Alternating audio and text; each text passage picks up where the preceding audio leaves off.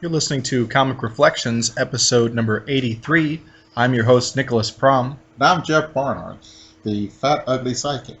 Wow! We'll see one pretty soon. Oh, okay. Let's talk about self-deprecation. You're taking it to new heights. I'm taking it deprecation. Oh, okay. Self-deprecation. Just deprecation in general, not necessarily of self. Which brings us to Charlton Comics. Yes, today is the start of a four-part intensive look at Charlton Comics. And we'll be looking over the next... We'll do a couple episodes, look at Charlton, take a break. We'll do our standard Marvel and DC stuff, and then come back for another pair of episodes that are all Charlton. All right. So, but yeah, let's get going. Today, our first issue is Billy the Kid, number 141, and the lead story is called The Secret of the Gunfighter. This is a reprint from Billy the Kid, number 97. No writer credited, but chances are it was Joe Gill. He wrote the vast majority of Charlton Comics. He was just a workhorse.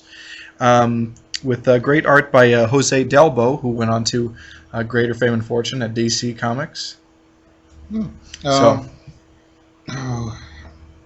It's Billy Kid, which is William Bonney, famous killer back in the West.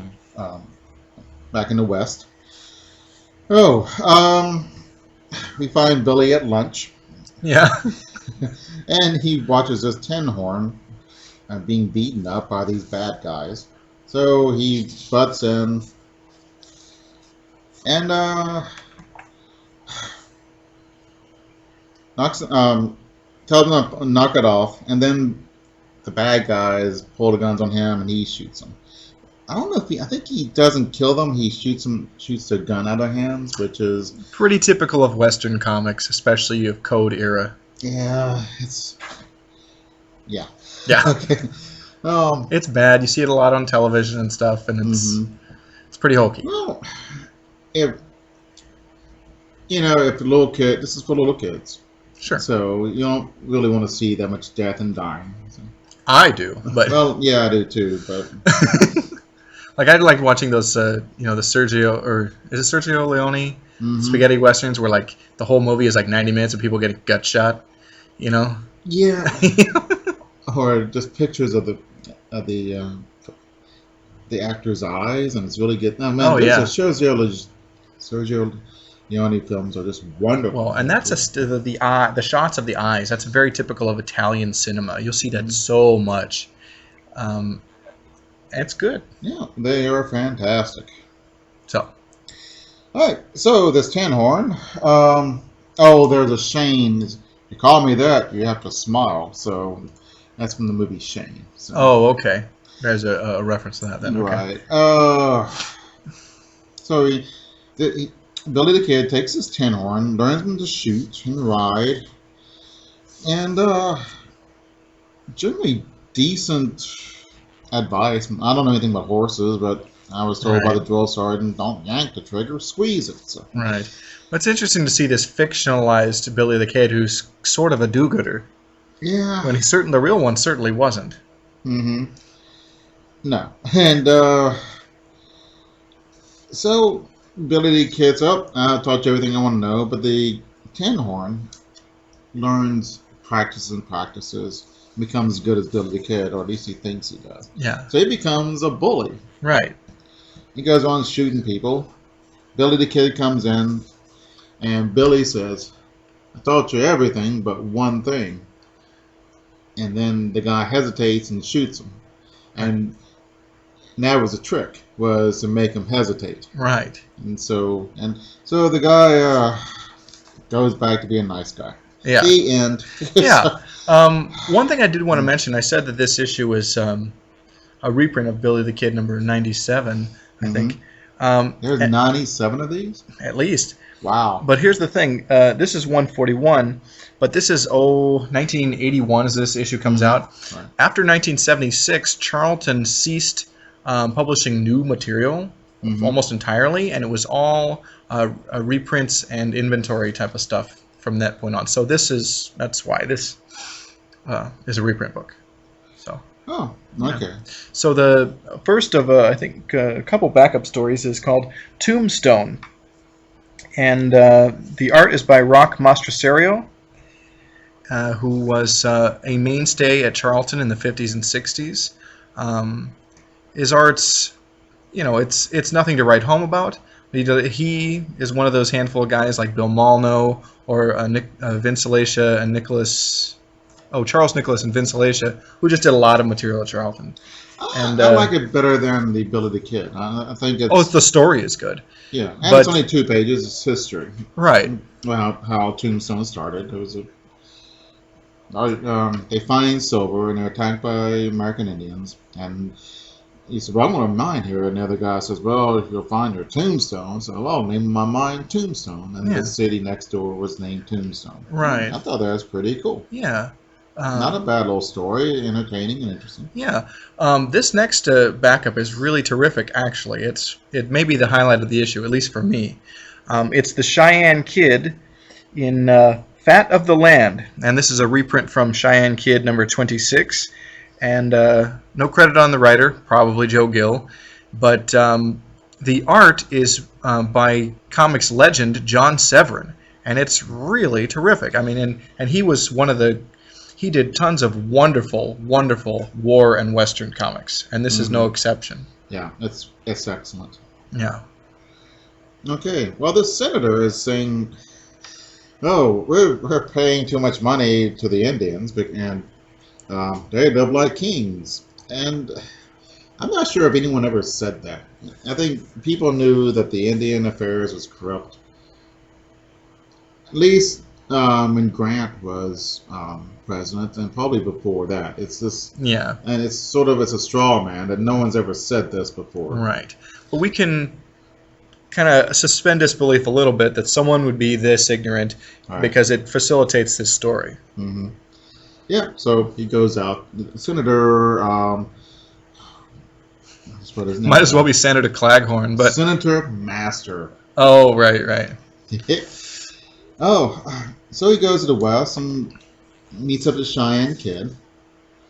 And Cheyenne Kid, tells him, he's full of it, so he goes to show them. He goes to show him these starving Indians.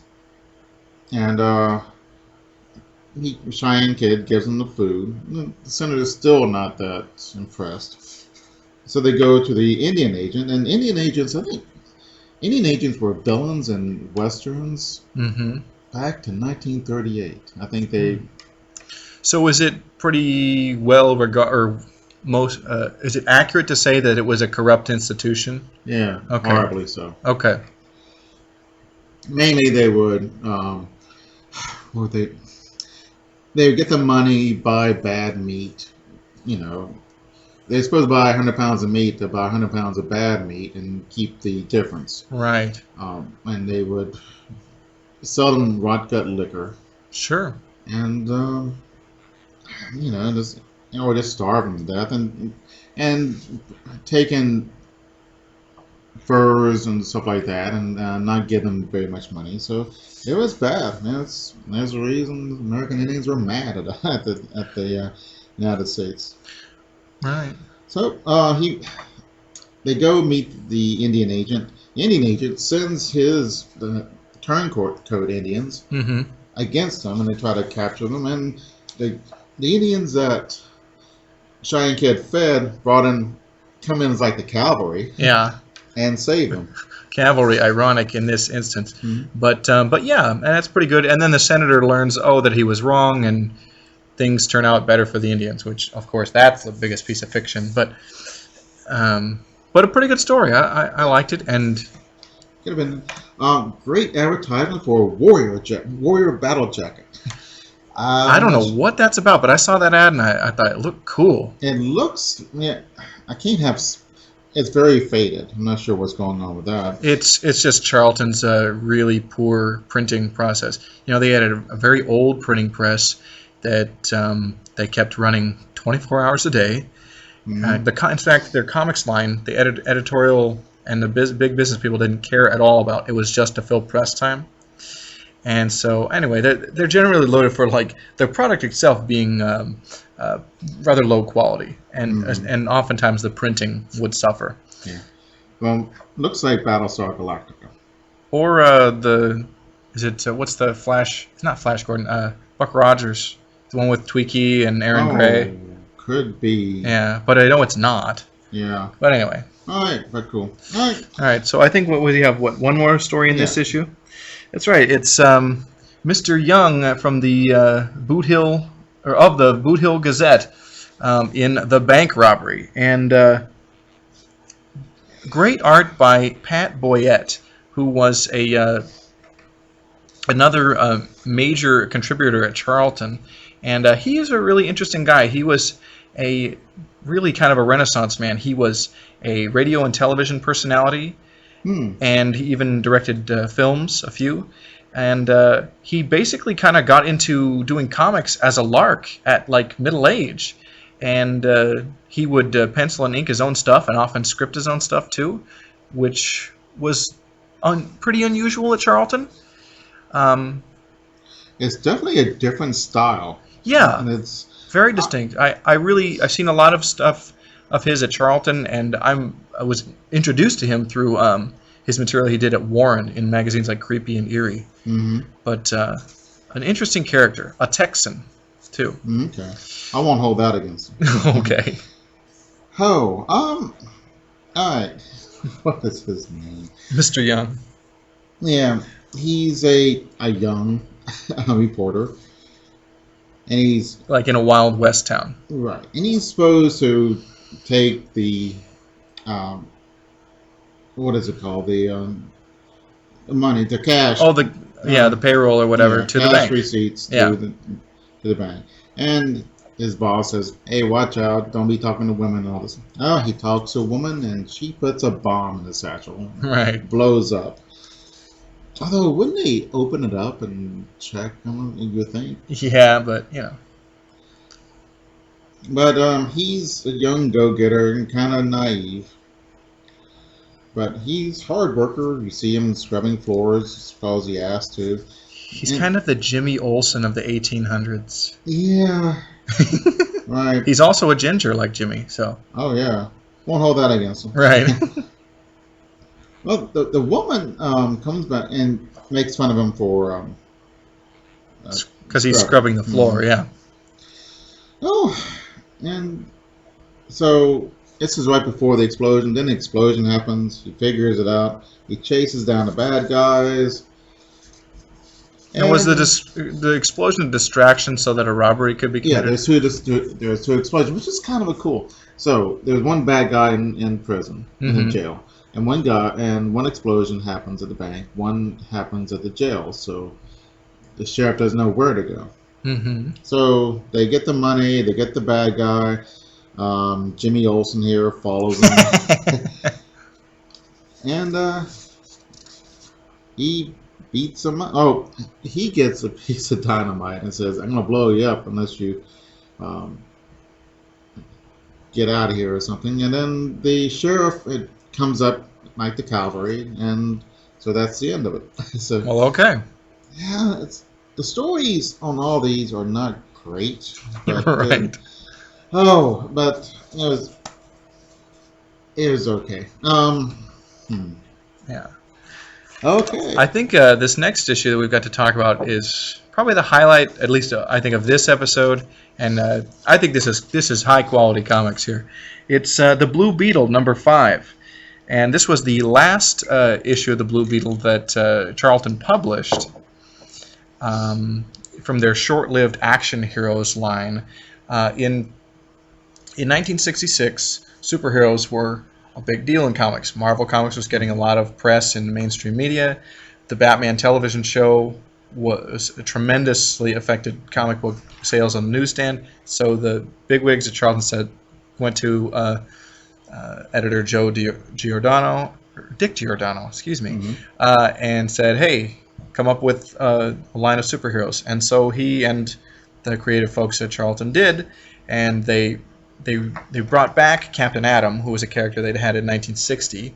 They had created a new version of the Blue Beetle, Steve Ditko did, and the Question, and then there was Judo Master, Sarge Steel, and the Peacemaker, and maybe couple few others that I'm forgetting. Peter Cannon, Thunderbolt, and yeah. But the problem was Charlton they didn't have the greatest distribution, and they didn't really do enough promotion to make big sales happen. And so I think the big wigs thought, oh, we'll put out superheroes and they'll just sell big. And it didn't really work out that way, so the line was canceled. It worked out in 1940, but not anymore. Exactly. So Charlton didn't do superheroes much in their 40 years of publishing, but when they did, they were fairly notable and pretty cool. So, but yeah, let's talk about the Blue Beetle. The lead story here is the Blue Beetle faces the Destroyer of Heroes. It's written by Steve Ditko and DC Glansman, and of course the art is by Steve Ditko. Yeah. Oh, and he does a lot of artwork depicted, right? Statues and paintings, and they're really, really cool. Yeah. Even the stuff he doesn't like is pretty neat. Yeah. I mean, he draws art that he disapproves of. Right. And we'll get into that as we talk about this story. And at Charlton Comics, the page rates for writers and artists was considerably less than that at other comic houses at the time, Marvel, DC, or even Gold Key. But Ditko still did the same high quality of work. He never hacked stuff out, even though he was getting probably quite a bit less than he would have had he worked at one of the big two, for example. So. Yeah, well, that's really awesome. Yeah. Okay. First splash page, we have some Eurotrash guys telling a bunch of hippies that this statue of a faceless, shapeless man without a heart is what men really are. Right. And I guess the artist agrees with him. So, right. And the artist, we'll see later on. Right. But we have a couple of characters. We see who is the Blue Beetles. This is strange. The entire thing is that Blue Beetle is not that important to the story. There's a story here. It could have been anybody. Right. I mean, it just doesn't. The story is very message heavy, and it's kind of light on its lead character. Right. In fact, even I think reporter Vic Sage, who was secretly the Question, has a bigger role in this story than the Blue Beetle himself. Yeah. And now Vic Sage doesn't become the Question in this story. He stays in his civilian identity, but he's very prominent in this. So. All right. It's He's totally a Ditko character to the nth degree. So I guess, is this Vic Savage here? Vic Sage, yeah. Vic Sage, okay. Savage is a better name. Yeah. Well, but I think Vic Savage sounds a little too close to Doc Savage. Right. And wasn't there an actor named Vic Savage? Is Victor Mature? I'm getting things mixed up. It don't matter. I think I know who you're talking about too, but okay.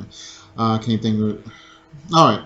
So Eurotrash is showing the art he likes. It's real modern. Right. So then he goes to, I guess it's more romantic level type art. Mm-hmm. Well, more representative. Yeah. And he's making fun of this stuff. Right. We're seeing statues of Greek gods in heroic poses, and he's denouncing that. Right. And then he actually gets the artist guy to go try to smash this statue of the Unconquered. Right. And they I don't know, they argue a bit. There's a lot of talking in this. it is pretty dialogue heavy. I've never seen this a long introduction to it. Right. And I was saying, man, TLDR almost, but although someone could say to us TLDL, too long didn't listen. Oh. Oh Okay. man. So the artist has been thwarted. Right. So he goes back and he gets into a statue of himself, or the statue of the man without a heart and all that. Right. He creates this suit of armor that looks just like the Our Man statue. Mm-hmm. Yeah, he wants to get, and they want to get rid of heroic symbols, so no man will ever feel less worthy than others, for there will be nothing to look up to, and no man will have to struggle endlessly and uselessly to try to achieve the unattainable. He will find true happiness and peace with himself. Wow. That's yeah. I don't know. Well, so Blue Beetle saw there might be trouble, so he's checking out the Right. museum. Now he saw that whole thing that went down at the museum in his civilian identity of Ted Cord. Mm-hmm. Man, I don't know if I like his outfit. No. I don't know. It'll take some getting used to. It's very odd. Yeah. It's I do like his flying ship, the Bug. Yeah, it looks like he has a octopus on his shoulder or something, a blue one. That's what it is. It's Right. kind of, just odd, but it is so well. The fight that ensues is so well done. Right. Blue Beetle goes and checks out trouble at the museum and runs into the Our Man, and they have a great fight. Yeah, and then Iron Man destroys a statue, and the hippies are really happy about it. So, and then they fight Blue Beetle. You just can't trust hippies. I guess not. Although I think these are more beatnik types, but Yeah. Oh, yeah. Maybe so. yeah, because there is a distinction there. They're both part of the '60s counterculture, but there's I think this is when the beatniks turn into hippies. Yeah, I mean, the Beat generation did kind of evolve into the hippie thing, whether that was for good or for ill, but yeah. Yeah. So, I guess Vic says, well, this is bad, so let's have I'll pay for a museum showing of all the good art that he likes. And so the Eurotrash guy has art that he likes, so they're having competing art shows. Okay. Well, and of course, Vic Sage is first of all, he's getting in trouble with some potential sponsors or the people he works for, and he tells them to go pack snow because you're not going to corrupt my ideals. Right. Which is cool. Mm-hmm. That's very Ditko. Yeah. And Ted Cord is basically of similar disposition, and of course he goes to protect the Vic Sage's art show, and Our Man shows up, and there's another big battle. Yeah, it is pretty cool. Man, it's so well drawn. It is cool. No, Ditko is one of the masters. Mm-hmm. Still living at 86. Yeah. And good for him, Mm-hmm. Yeah. A huge battle. It goes on about 6 pages, it seems. Yeah. And the hippies are yelling, or the beatniks. Yeah. And Blue Beetle just wears him down. That's right. And the thing is, the Our Man, he's got this armored suit, and Blue Beetle has no superpowers. Mm-hmm. He's just an athlete, and so he absolutely has to wear him down. And the persistence is what makes Our Man give up, because his resolve weakens. Mm-hmm. Yeah, and that's I don't know, and that's about how it ends. Iron Man wins. Excuse me. Blue Beetle wins. Iron Man gives up, and the end. Really cool story. Really well done. It's interesting to see it. I mean, this is objectivism, Ayn Rand stuff, and it's interesting to see another philosophy shown in comics. Usually, in the 40s and 50s, it's mainstream Americana. In the 60s, I guess, turned into, I don't know, Time magazine liberalism, and then now I guess it's kind of, I don't know, whatever. For current comics? Current comics, Huffington Post type. I think it's still pretty modern liberalism, progressive, Yeah. in current comics. Mhm. It is interesting. I don't agree with objectivism and Ayn Mhm. Rand. Ditko was a big proponent of it. Mhm. But in a comic book, that playing with superheroes, that philosophy works in this fantasy setting because Mhm. the black and white of good versus evil, nobility or versus corruption, or however whatever terms Mhm. you want to use there, it works, and in this story, it works beautifully. Mhm. Um, Yeah, quite frankly, I would like to see more different philosophies. For crying out loud, I would not mind reading a Nazi comic book. What do they think? How does that go? Just to right. see what the story in it. There's Hitler other. banned American comic books in I'm sure Germany. he did. Hmm. Yeah, Uh, because of Jews making them, right. because it was almost all Jewish guys. Yeah. But But it's sort of or communist or any sure. different. I'm not seeing Islamic ones just to see what Well, this is right. the culture, and it tells me more about the culture than Well, say right. reading a big fat college textbook on it. Well, right. I don't subscribe to objectivism, but I'm in a comic book format. I'm willing to bend my ear to it and appreciate why some people subscribe to it. And in this context, I think of Rand's objectivism in real life as Hmm. being something very amoral. But to Ditko, it was something of a higher caliber of morality. You know, Yeah. I think he took something out of it that wasn't there, to be honest. Or maybe it is there. I don't know. I mean, okay, objectivists, they took over the world. What are they going to do? Leave us alone. That's they what they want. And I see some altruism is not. She doesn't like altruism, but she said the best thing you can do is help yourself. That doesn't mean crap on other people, but you should look after yourself. And altruism sometimes, I mean, we get more money, and in America, probably the most generous nation in the world. Does it do that much good? Sometimes altruism kind of is corrupting in a way, giving. Well, I can Um, understand. I mean, like, hmm, sometimes altruism is, what, you should have minded your own business. yeah, Sometimes it's putting your nose where it doesn't belong. But yeah, again, we're sometimes, talking, there's nuance here. right, And objectivism tends to look as there is, and especially Ditko tends to say there is black and there is white. But yeah, you and I know there is gray. right, and that's the problem with a lot of philosophies. Period. It's Marxism, the worker is great. The bourgeoisie is bad. Nazis, Jews are bad. But um, and it's easy to go into a philosophy and see it in black and white. It's not just objectivism. Um, I don't know.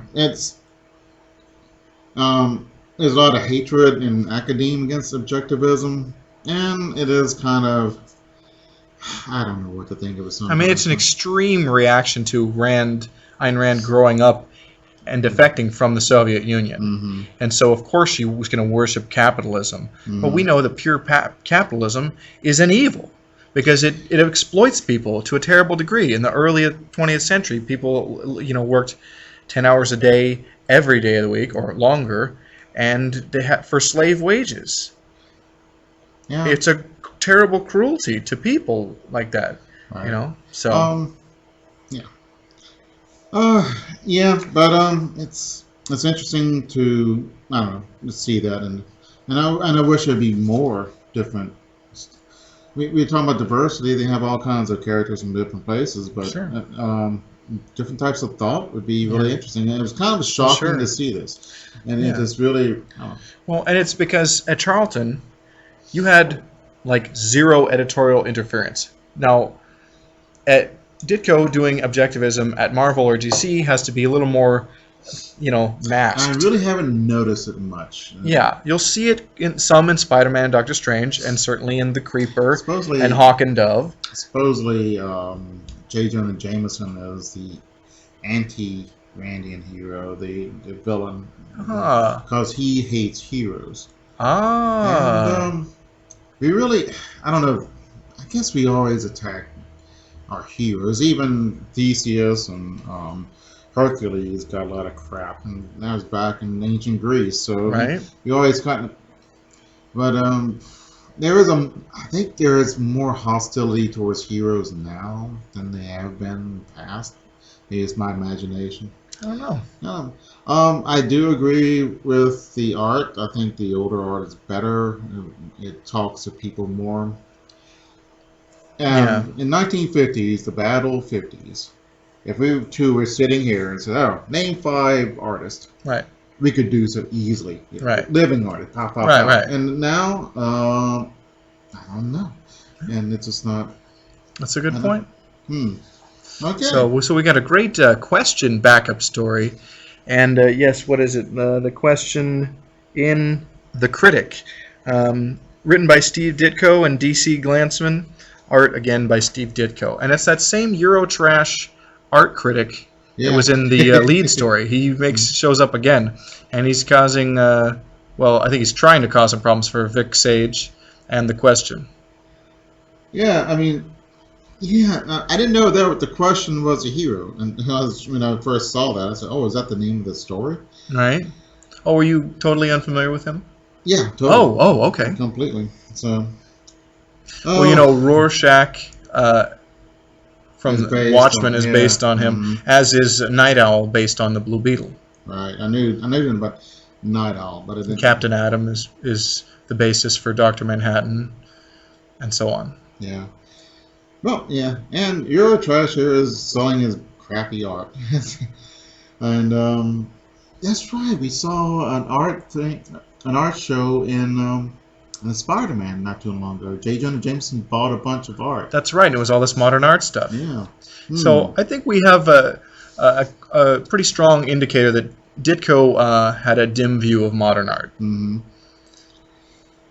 Although some of the things he does in backgrounds and things, like in Doctor Strange and stuff, definitely looks like it could fit in with modern art. It's so psychedelic, yet this guy was totally straight, was definitely never dropped acid or anything like that. And I'm so surprised. It's sort of, you'd expect him to. Yeah. Especially The Question is weird. He has no face. Yeah, he kind of puts on this... First of all, he's a red-haired guy, but he releases this gas or whatever that puts on this kind of mask that hides his features and darkens his hair. And he wears just a suit like the Spirit would. Mm-hmm. And he's an interesting hero. Yeah. It's just really cool. Eurotrash has a sword cane, which is... okay, I'll give it to him. That's cool. I always wanted a sword cane. I thought Right? Those are great. Didn't, what's his name from the Avengers, from the TV Avengers, have one? Yeah, Patrick McNee. Yeah. Man, good show. Yeah. Yeah, I think so. Well, he carried an umbrella. He better have something in it. Right. For crying out loud. I'm pretty sure the Penguin had a sword umbrella. No, he had an everything umbrella. Yeah. Did he not? I loved the helicopter umbrella. That's classic. Yeah. Yeah, the Penguin's silly and all that stuff, but I've seen him in...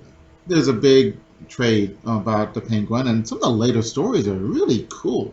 And now they've really reinvented him as this mob boss, kind of, and he's cool. Mm-hmm. But I would like to see him implement the trick umbrellas more, because those are great. So, but anyway, what's going on with The Question in this story? Oh, gosh, Because I forgot. I about forgot, too. I was looking at...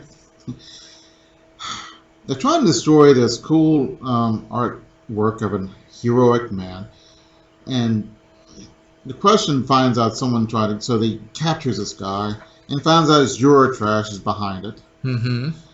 So he goes after Eurotrash. What? Let's see. What else is there about him? This... Yeah, I don't know. And I guess he's trying to destroy all the good art, and The Question beats the crap out of him. Yeah. And that's the end. Yeah. Oh, and he's sniveling coward, and he gives up at the end. Yeah, this one's not as deep as the lead story, but it is still pretty cool. And Ditko is really in top form here. Yeah, he uses the artwork to freak him out, which is kind of cool. Yeah. Oh, to Get fake out that the heroic villain. figure away from me! No. All right. All right, from good to awful. Oh boy. Well, I know you always have fun tearing apart awful comics. Yes, our next book is David Cassidy, number 5. Now, for those of you who don't know, David Cassidy was a teen idol in the 1970s, and he was a star of the Partridge Family television show. Oh, yeah, it doesn't look like the hair looks right, but he doesn't look like The likeness is not strong, yeah. But the lead story in this book is called They Went That-A-Way. Written probably by Joe Gill, with art by Sarnri Guman. So someone from the Far East. Anyway. All right, David Cassidy is making a gangster film. He plays a bank teller. And he has his long 70s hair. In like 1930s. Although I saw Baba Black Sheep, and they had some rocker with huge, about 2 foot long, frizzy, curly, blonde hair. Yeah. And it's a guy, so it kind of didn't look right. I'm unfamiliar with Baba Black Sheep. It's show set in the Pacific during World War II. Oh, okay. It's pretty good. But having a rock and roll star come in like this was jarring. Right. It just takes you out of it. It's like, nah, it doesn't work. Right. Okay, so what's going on? David Cassidy's making this gangster movie. Okay, and these guys playing gangsters. They're awful. They don't act like actors at all. They act like gangsters. Oh, they are gangsters. Yay. Okay. So what were they trying to rob the studio or something? Yeah, right behind the wall is where they're filming was the payroll office. Of course. Yeah. I don't know. Is this a stupid idea? Yes, it is. Yes.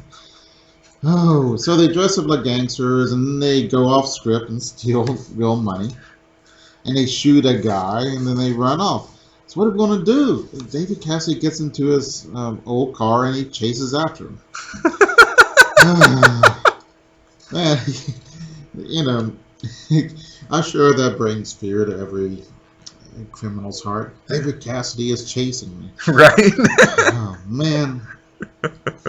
This fictionalized adventures, I'm using air quotes, of David Cassidy are really ridiculous. Yeah, they're just stupid. This is dumb. I guess this is for girls. Yeah, I think so. Prepubescent. There's Elisa Simpson was reading this magazine on The Simpsons, and right. Magazine of non-threatening boys, and that's that because that's all the teeny boppers are. They're non-threatening. They don't, right? You know, and there's nothing wrong with this. They need a way to get from little girl to woman, right? And this helps. And so we make fun of it. It's bad, but boys like stupid crap too. But young girls mooning over pop stars or whatever, that seems to be a phase. It's fairly universal, at least in American culture. Well, we have One Direction now. Oh, sure. And we had New Kids on the Block, I guess. Yeah. And Frank Sinatra was a teen idol. Sure. And the Beatles 40s. were. Sure. So. But, and I said, it always changes, but there's always somebody in that bubblegum area that kind of tends to be this character. It was in the 70s.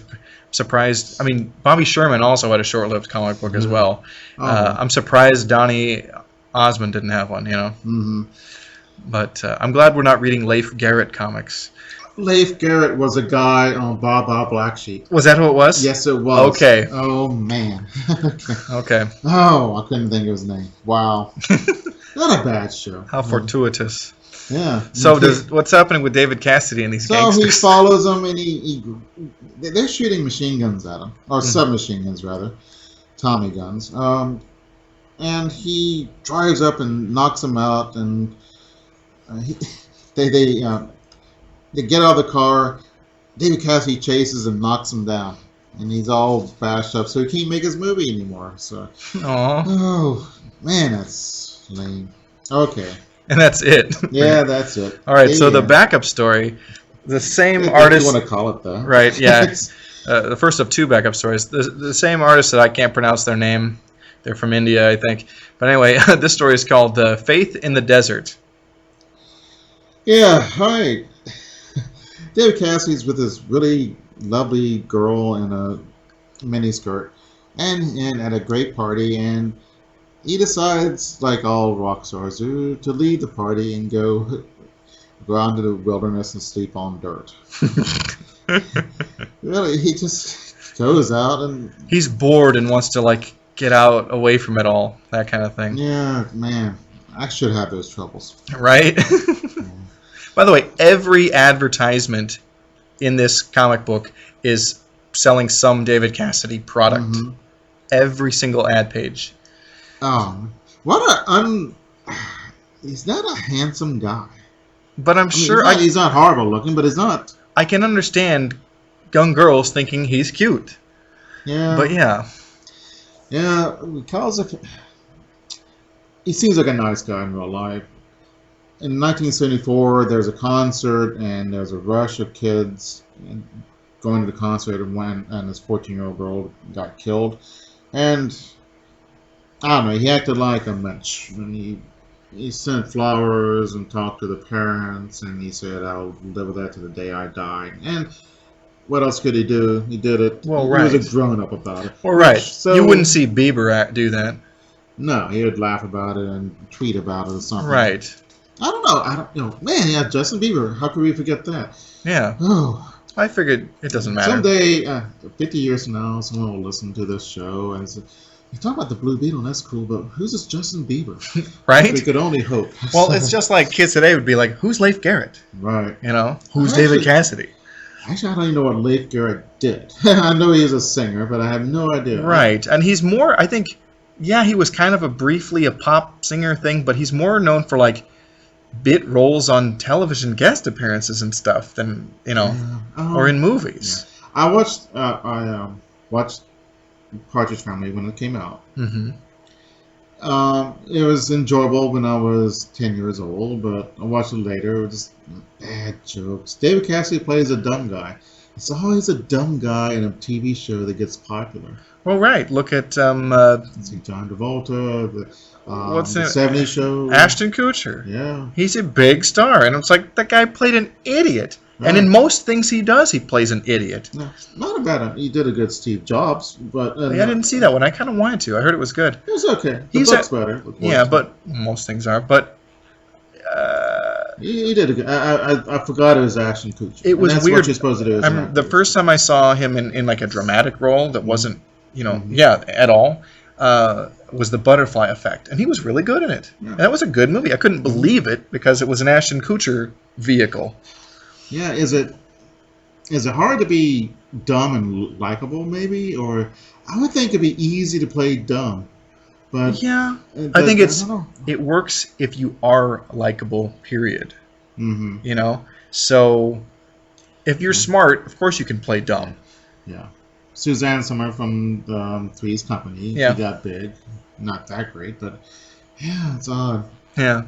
So But yeah, so somebody robs David Cassidy while he's of sleeping his in the body desert. and his money. Yeah. So, and he runs off, and so he goes back to sleep. It's like, oh, what are you gonna do about it? Is that a Gila monster or a lizard? It's just a lizard. Yeah, I think so. Yeah. It's hard to tell with the drawing. The drawing is workmanlike, I guess. Yeah, that's a good way to put it. It's sort of reminiscent of some guys who did a lot of work at Charlton before, like Vince Alacia or Bill Molno or Rock Mastrisario. It's kind of in that area. Mm-hmm. Oh, so he goes around. He's trying to walk back. He's out in the desert. Right. And he doesn't have any water or food. He's like a moron. Mm-hmm. So he smells coffee, bacon, and eggs. And he runs over, and there's his father and beautiful daughter. Surprise! Yeah. So, And the father's out of work, and they're living off the land or something, right? yeah. And they're almost out of gas. He doesn't have any money, but they're pretty cool. Yeah. So, but he has a Packard. Yeah, it's like this classic car. Yeah, and it was gorgeous. Well, I don't know. It was Packards. Well, all the old cars are interesting and nice looking. Yeah. So there's a place. They go back to David's place and they go skiing and Water skiing. Yeah. Yeah, water skiing, and he calls this collector and comes by in the Packard and gives him a lot of money, and the end. Yeah, and David gets a job for the father at at a TV studio or something like that. Oh, he's sure he can get a job for your father, so he doesn't Right. really know. Right. But yeah, I'm sure he can. Right. But man, what a light story. Right? So the third and last story in this issue is maybe the most ridiculous. It's same creative team, but it's called David and the Pirates. Yeah. Oh, look at the font. Right. It's got the little notes and all that stuff. Yeah. I'll have to give this to Andy. She'll. We have a musician who works at our library, and she'll love musical artists. Oh, I'm sure. No, she won't. All right, so somehow they find a sunken yacht who was stolen, and here comes. So it's David and a girl are scuba diving, and they find a sunken yacht.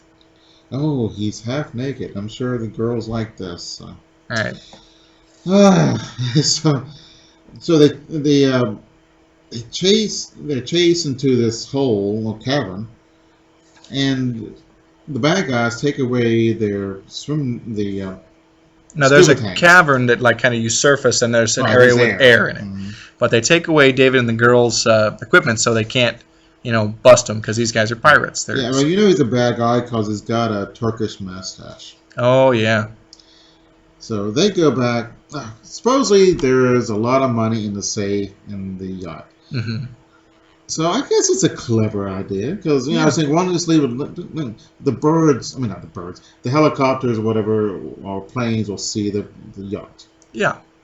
So not bad. Wow, look at the bad ink stains on this. Ooh. Yeah, and that's another thing. Charlton, their press, they had like zero quality control, and there are big ink splotches that are kind of running across there. And when I used to work on a printing press, you would see things like that happen on the newspaper, and we'd throw those out if we spotted it. But they sold it to us. Yay! Yeah. Thank you, Charlie. Oh, so they find a way out, and David kisses a girl, and she really likes that. So he goes up and he finds the scuba gear and comes back and saves the girl. And then he goes and locks. He finds the bad guys trying to get the safe open, so he locks them in and then calls the Coast Guard. The end. And he kisses the girl again. Yay! Yay! So all the teenage girls are really swooning over this. Mm-hmm. Yeah. Oh, look, it's David's chokered love beads. Yes, another advertisement. New groovy bead designs. Oh, man, this is. If anyone wants to look how bad the 70s were, here it is. There you go. This ran for 70s. 14 issues. Man. Yeah. Yeah. Okay. So one more book we're going to talk about. This is Drag Strip Hotrodders, number 16. Now, this would be the last issue of the series, and it would continue on with number 17 as World of Wheels. But Charlton had like 4 different Hot Rod comic books going at the same time. And there's a house ad in the very back of this that kind of says, hey, we're changing things up and changing the names of some of these books. And yeah. Grand Prix, formerly Hot Rod Racers. Top Eliminator, formerly Teenage Hot Rodders. World of Wheels, formerly Drag Strip Hot Rodders. Hot Rods, Racing Cars, Unchanged. Yeah. So yeah, this was under Dick Giordano's editorial ship, whatever we want to say. But yeah, it's interesting that there are comics about hot rodding. It's a different culture. I think cars are neat looking. I like having a car. Yeah. But the engines, what that makes them go, doesn't interest me. Yeah. I wish I could work. I can change the oil, but I choose not to. It's a messy, crappy job. Right. So let's hire somebody else to do it. But this is one of the things that Charlton did that was kind of nobody else in the industry was really doing a thing like this. Oh. And there was obviously enough interest to support several titles. But they didn't do things for charity. Well, right, they're trying. Yeah, No, they're trying to make money. Mm-hmm. But yeah, which tells us a lot about culture. So, people who like kids who like cars, I'm guessing this is mostly boys, probably and would buy a Hot Rod comic. So, but so the lead story, and it's Scott Jackson in The Flying Thingy Part 2. So it's continuing from another issue, but written and drawn by Jack Keller, who is known for really two things in comics: doing these Hot Rod comics at Charlton, and doing a lot of Kid Colt Outlaw at Marvel. And that's pretty much it. Yeah. But he did Kid Colt Outlaw for a lengthy run, and he did these Hot Rod comics at Charlton for a decade or whatever. Kid Colt's okay. Yeah. And I'm sure we'll take a look at him soon. Yeah. Man, this is so poorly written. I'm not sure if this is the one that was really badly done, but there's a lot of... It's just not written well. As is, poorly... a lot of mistakes and all that stuff. Yeah. T-O for T-O-O. Right. And I couldn't understand what was going on most of the time. Yeah. Right. Jeez. No, I mean, Charlton were very low rent in many ways. There's certain points things coalesce into like, hey, that was really fun. But a lot of their comics, were crap. Yeah. And poorly executed on multiple levels. Okay, so I don't know where I went on before, but there's this thingy. Oh God, man, couldn't you think of some better name to call it? Yeah, but it's like these kids call it that. It's this guy's got some souped up hot rod, and it's very Scooby Doo. What's going on in this story? There's Scott Jackson and his fat friend. His ugly fat friend. Right. That's where it with came a crew from. With a crew cut. Yeah. Yeah. So he's just a It's goober. a common trope. Yeah. Yeah.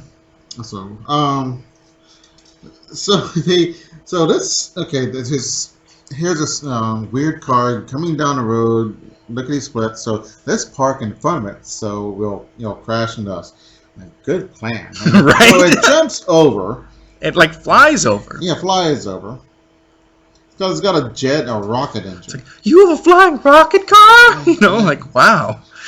Oh. Yeah, and it hurt him. And let's see, it hurt the car a little bit. Yeah. So, they have a German cross in their car. Oh, the Iron Cross, yeah. Yeah. The good guys have this. Yeah. Wow. Yeah. Yeah. So, why are they searching for this guy? Why is this guy driving around? I don't know. It's right. So they find the crash car and they look inside. And, see, this is why you have fat, ugly sidekicks. So then guy says, yipe. Because he sees the bad guy and he looks like a monster or something. Yeah. And we know it. It's some Scooby-Doo type of thing going on. It is I, Drago, ghost of bygone drag racers. Oh, man. So, but see, this is, first of all, a rare multi-part story. Charlton didn't do tons of that. But also... now we know why. And also at the bottom of the story it says that it's going to be continued in an issue of Top Eliminator. So this is at a transition point. They're changing up this Hot Rod line of comics. So now I'm kind of interested to see what the devil happened. But not that interesting. Right. So the backup story here is called Beatnik's Bomb, written by Joe Gill, with art by... penciled by Charles Nicholas and inked by Vince Alacia. So this is like, that's lettered by a machine.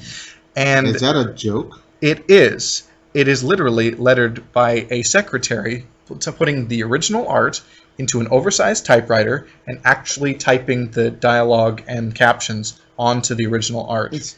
And the reason is because, most comic houses, they actually had somebody who was a letterer, and there was some stylization to that. But Joe or John Santangelo, the owner of Charlton, was like, I'm not going to pay a guy to do that. And so they did a machine, quote-unquote, lettered most of Charlton Comics. Interesting. Yeah. It's very flat looking. It looks like Comic Sans almost, but I'm not sure what the font is. Yeah. Oh well. Okay. So this beatnik is a drifter. He's young. Yeah. Gets knocked off the road by the townies, and this helpful guy and a truck comes by, and he got a flat, so he gave him a pump and to fix the flat stuff. Right. So And it just occurred to me, this beatnik, he's on the road, he's wandering. He's just, obviously this kid has read On the Road by... Jack Kerouac. That's right. So this is total beatnik stuff. Mm-hmm. So yeah, that is a great book. Yeah, it is. So this beatnik, playing against type, is a rather nice guy. Okay. I'm joking. Well, There's hey, nothing wrong with you can make the joke. It's fine. I'm not offended because I'm not a beatnik. Yeah. Yeah. And even if I were, I don't think I'd be that thin-skinned to be offended. So. Yeah. Okay. But there may be beatniks listening to us. Daddy-o. Yeah. And he calls the guy who owns the garage Dad. Yeah, Like that's Dad. really cool. You know, so which is Joe Gill got the beatnik slang down.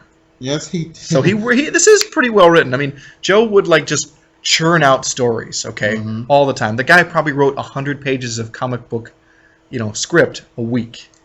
Wow. Yeah. Okay. Or more.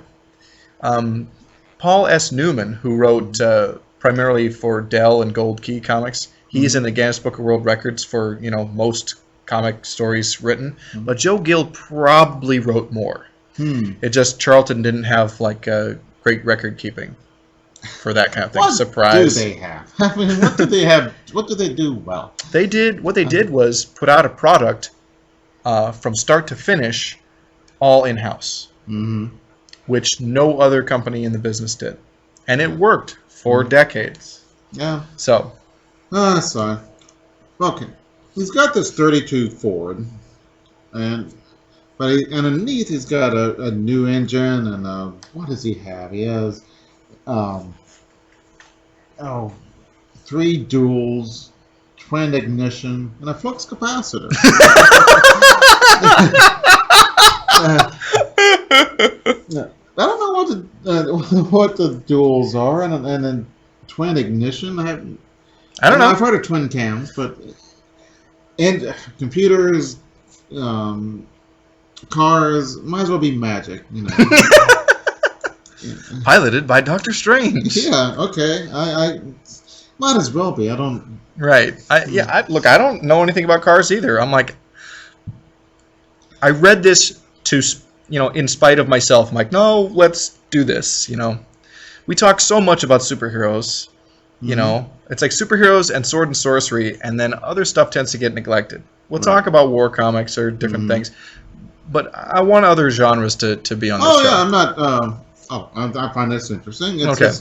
I'm not complaining. I never complained about. Although Charlton Comics is kind of, they're not the best at comics. You may have noticed. Right. Oh, so the townies are. I guess they race for fun and profit, and they think that the guy's got a crappy car, so he bets them a lot of money on this race, and he fools them because he doesn't go so fast in his car, and he comes out and he beats them, and they find out the parents are moving there. He's going to get a haircut and in a suit and tie and live there. So. Yeah. A thoroughly satisfying ending. Yes. And funny thing, Joe Gill, who wrote this, and many, many Charlton Comics, he probably wrote 60 or 70% of like everything that they ever published, okay? But he got into comics writing alongside his very good friend, alongside and because of his very good friend, Mickey Spillane. Wow. They knew each other since before World War II, and they served together, and Mickey Spillane wrote comics. Mickey Spillane wrote Captain Marvel and Captain America, and the Submariner and other things. was Kiss Me Deadly, I think, has been, and it's really super violent, which freaked out everybody. And I, the Jury, is another one of his. And a bunch of other ones. Actually, Mickey Spillane was in the was it Busch Light commercials? They had a bunch of ex sportsmen and all this stuff. There's about 20 or 30, and there's Mickey Spillane drinking a beer. Wow. That was the advertisement. Wow. Didn't he play a movie? Wasn't he in a movie where he played Mike Hammer? Maybe so. I think I read that somewhere. But anyway. So our next story, boy, this is a Charlton hack job to the nth degree. It's called Speed at Any Price. And it's written by Joe Gill, and it's actually really the art. It's just really hacky and crummy. And it's really bad. Yeah, Joe Gill wrote it, and it's penciled by someone named E. Ash and inked by someone named T. Roots. I don't know if this is a pseudonym, but this is somebody who does like commercial ad work and clearly isn't really a comics artist. He's not really an artist at all. It's really bad. Yeah. I don't know. It wouldn't be funny if he turned out to be somebody famous. You know? Sure. Because everyone's got to start off somewhere. But you know what the art in this story looks like when we see an advertisement in comics that's done in comic form. Ooh, and they're always bad. Yeah, like, really that bad. box fell on my head. I need to get a better job. Yeah. That that kind of thing. Or the Lee Dungarees, jeans ads. Mm-hmm. This looks like that. So yeah, there's some of the stuff is pretty cool. He does the cars okay. Yeah, and the proportions are good. Yeah. And his fist fight's not bad. Yeah. It's not, but so what goes on? The faces are awful. Yeah. Okay. All right. Oh. This guy wants to start his own auto shop, but he doesn't have a lot of money. And Spec is really badly drawn. He fires him because the guy overboard an engine, whatever that means. I don't know. And that destroyed the engine, and the guy said, well, I told you that was a bad idea. Yeah, you tell me a lot of things. You're fired. So he starts his own shop. He was going to anyway, but it did it a month early, and he's having trouble getting people. So I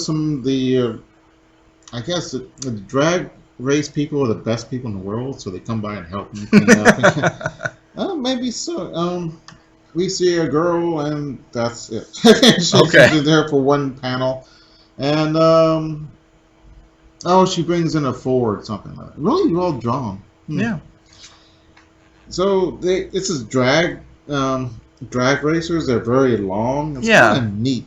Totally worthless, except for going really, really fast in a straight line. Yeah, these are funny cars, aren't they? I am not sure. And I think that's what these are. But I don't know because I'm not a car aficionado. But the best thing about this story is how well the cars are drawn. Mm-hmm. It's just the proportions and everything is drawn well and correctly, but just the people look really stiff and kind of... Yeah, the faces are not good. Yeah. I mean, and yet every character distinct from each other, and that's one thing. That's good, yeah. Mm-hmm. Well, that beats most anime. Oh, man. Who's that? Okay, so, yeah. No. Order your own name tag on your license plate. That'd be cool. And put a little license plate on your bicycle. Yeah, this is for kids. Yeah. But no, I think I did that. I thought it was a cool idea at the time. Yeah. So what happened to our friend who opened his auto shop and stuff? He wins because the other guy tried Spec. He tried to go too fast, and he busted up his car. Okay. Is that the whole story? Yeah, that's it. Okay. All right. One more. Oh, there's one more? Oh, that's right. The story is called, it's Ken King in Outlaw Trail, All right. Part we have 3. a story. Don't let it add up. Oh. If you commit a crime, stop right there. Don't panic and make it worse. Oh, okay. It's one of those one-page text stories? Mm-hmm. Yeah, I didn't read it because I just don't have time to read those because I never remember them. That's why they invented paper and pen. I did. Oh, good. I wrote it down. Good for you. But it is forgettable. So. Right. But anyway. Ken King. Okay. In Outlaw Trail, Part 3. What if his middle name is a K as well? Oh my gosh, I hope not. But this is written and drawn by Jack Keller, who was basically the king of Hot Rod comics, which isn't saying a lot. Yes. Oh, yeah, like the tallest building in Kansas. Right. Oh, okay. Ken King is in this race, and there's this one guy called Hoss Pound, which is a great name. Yeah. I'm gonna change my name to Hoss Pound. He, the other drivers are so scared of him that they will not let this guy Ken King pass. So they deliberately try to wreck him, and even though it's dangerous to them, which is kind of, I don't know, is anybody that scared of somebody that they would kill themselves or something like that? I mean, I wouldn't be, but maybe so, but man, some people have a death wish. Or wait, if you're scared, then you have Don't a have life to. wish. So I don't know. But you're a car racer, and that's dangerous. Yeah. It's scared to death, so it makes no sense. They're driving some of the little. It's not go-karts, but it's. I don't know. Do they ever describe what these things are? I don't know. Yeah, outlaw racing for super modified racers. All right. So Okay. you know as much as me, but they're really teeny tiny. And all these cars are tiny and like goofy looking. It's like they're soapbox derby with motors. Yeah. So he. So every other racer besides Hoss Pound tries to stop Ken King from passing them, and they all wreck. So then, Ken King tries to go against Hoss Pound, and they wreck. Hoss Pound flips. His car catches on fire, but I think Ken King either stops or he wins. It's not easy to know what's going on in these things. Because if you don't follow like race car, like NASCAR or something. No, it's a riding. I don't know. Is it? Yeah. Okay. That too. Is it too insider lingo? For a lot of that is, yeah. Yeah. They don't say. So Hoss Pound's car sets on fire. It gets on fire. Apparently there's nobody else to help. So Ken King goes and rescues Hoss Pound. Right. So, instead of like going to win the race, he stops and helps this guy out. Maybe, I don't know. I think we didn't see the checkered flag, so I guess he didn't. So that's kind of cool of Ken King to stop the race. Right. And this enemy of his became a friend. Yeah. And he looks like Bluto. He does. God. But that's kind of cool. Yeah. Fishing ads, yay! Yay! Oh, on the very back page. Yeah. It's like, who are we selling this to? Indeed. Yeah. But they're just, hey, you know what? They're selling ads, and that's revenue. So, anything else to talk about, or you want to sign off with anything clever or witty? No, I can't do it. You spoil it. No. Go forth upon the cosmos, leave nothing but your footprints.